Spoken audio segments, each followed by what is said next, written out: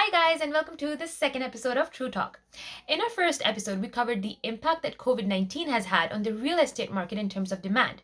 Now let's talk about the supply side of things. So prior to COVID-19, what was happening was there were a lot of buyers, which translates to high demand, and less inventory, which translates to low supply, because of which prices were appreciating in the manner that they were.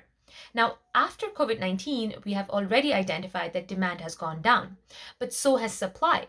And that is evident based on the fact that new sales listings in the last week of March 2020 have gone down by 33% as compared to last year.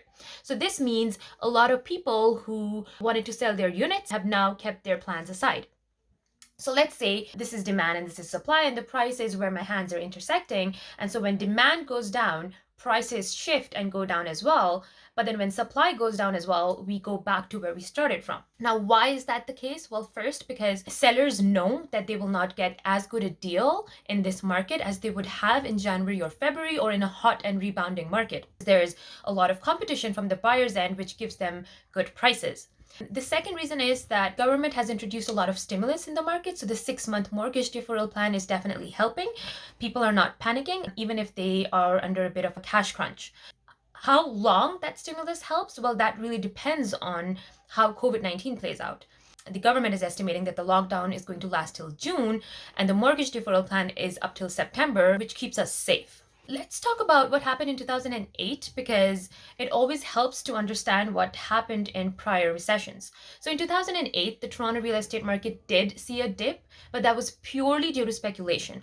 A lot of the real estate investors, or a lot of the analysts, assumed that our economy is reflective of what the US is. And that wasn't the case because we weren't as indebted of a society as the US was. Due to the speculation, people started selling their units, and the increase in supply led to a drop in price.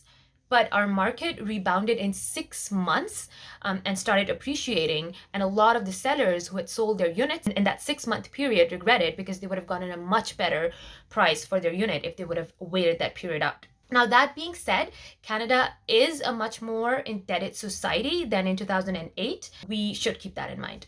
In conclusion, what we would like to say is that when you think about real estate investment, always go in with a long-term horizon. If you're looking for short-term gain, trade stocks, trade foreign exchange, some types of stocks, foreign exchange, commodities, but when it comes to real estate, go in with a long-term horizon. And in the long term, the Toronto real estate market will rebound, because it is an immigrant hub where immigrants come in, and they come in with demand for rental units and demand for buying properties, so increased demand leads to increased prices. And so in the long term, a lot of economists, a lot of the reports are estimating that the Toronto real estate market will rebound in 2021 spring, if not 2020 fall.